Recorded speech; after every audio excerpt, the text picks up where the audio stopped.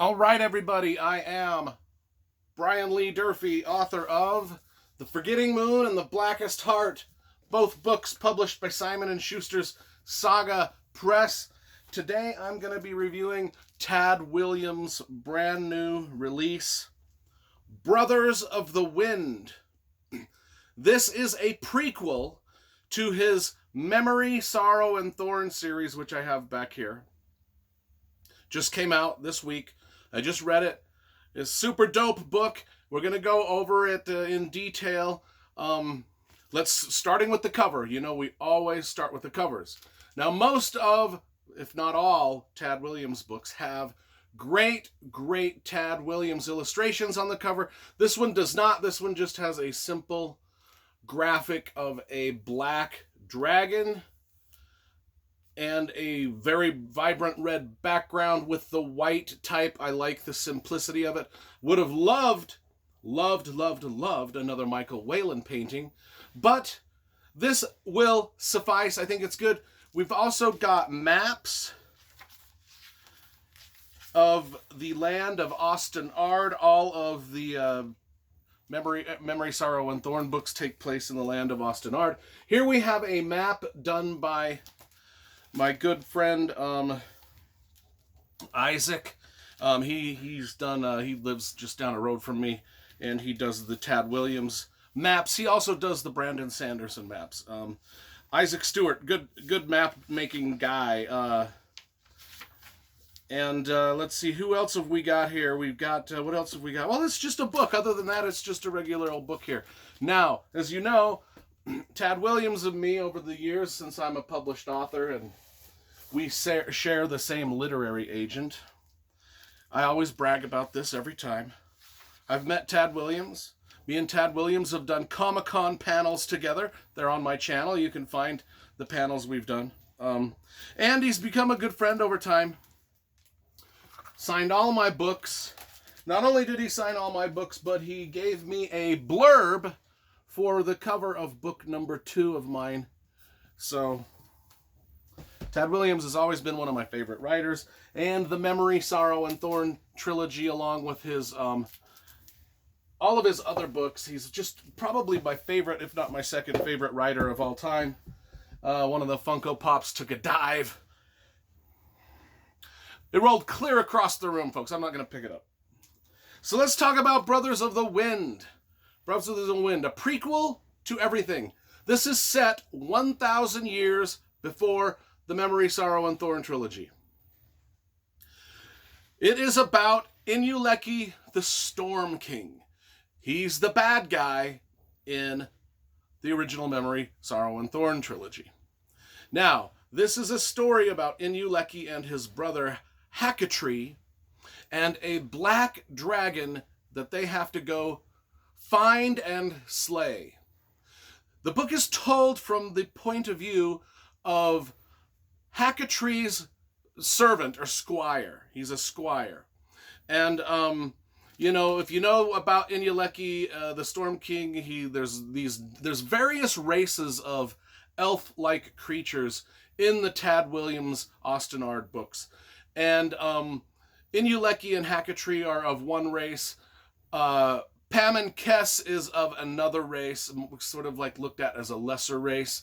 And but he is the squire and best friend of Hackatree, who is Inyuleki, the Storm King's brother. Now, Inyuleki and Hackatree are just at this point princes in a noble family, and what happens is some humans venture clear across the lands of Austin Ard and say, hey, there is a dragon, a fire drake, a black dragon, one of the feared black worms that of legend, and it needs to be killed. And at first they're kind of like, we don't know if we believe them, but then Inyuleki promises that he will kill the dragon.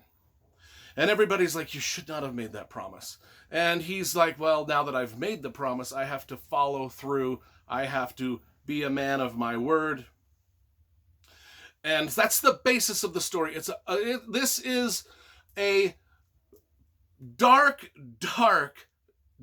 fairy tale prequel to kind of like what makes an evil lord an evil lord. Because, you know, in the in the trilogy of the Memory, Sorrow, and Thorn, Inyuleki, the Storm King, is the main evil lord. He's the evil lord like Sauron, and all the evil lords that are in fantasy books that are going to be evil lords. And this is his sort of origin story. But it's kind of told in a, like I said, like it's very like, I liked the fact that this was like, let's go kill the dragon quest. And that's basically what it is. Now, it is told from this point of view of Pam and Keyes, so it is first person, which is unlike any of the other Memory and Sorrow and Thorn or Austen Ard novels.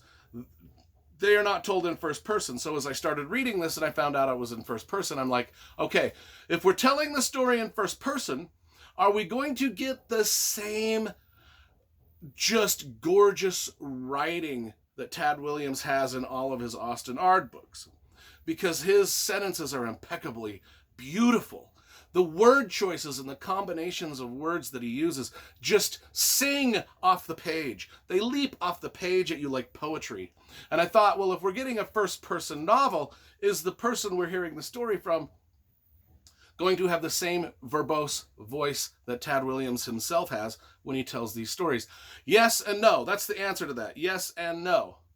He does tell the story in sort of a typical old-timey sort of language, but it is not quite as flowery and garrulous as our regular Austen Ard books. So the voice is a bit different.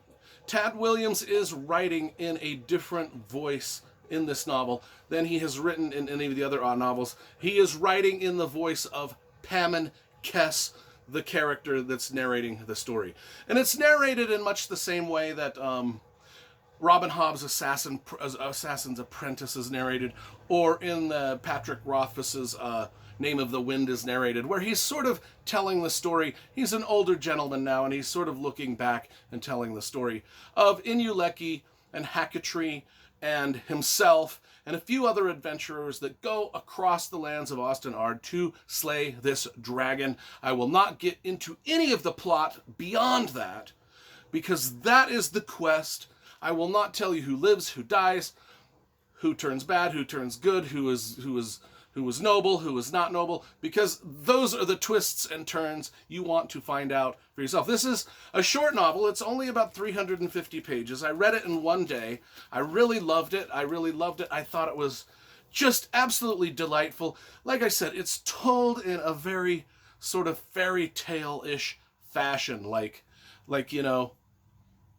we know somewhat of the details. Now, we know hints and bits and pieces of the details of the story from the previous books. And so we can only imagine what it was like. But now we've got this prequel that sort of fleshes out the story in a very, very fairy tale way. And but dark fairy tale way. I mean, there's no humor in there. I mean, Paimon Kess has zero sense of humor. So if you're looking for humor, you might want to read the Tad Williams Bobby Dollar novels. Those are the humorous ones. The Memory, Sorrow, and Thorn has some, but this has ain't a funny joke in here anywhere. That being said, I really liked it. Like I said, I love everything Tad Williams does. This is great. It's going to go, and it's going to look beautiful on my shelf of other Tad Williams books that I have here. So I'm super pleased to give it a great review. I'm giving this a 9.5 out of 10. I think it is a great, great prequel set 1,000 years before Memory, Sorrow, and Thorn. Just super dope. Love it, love it, love it.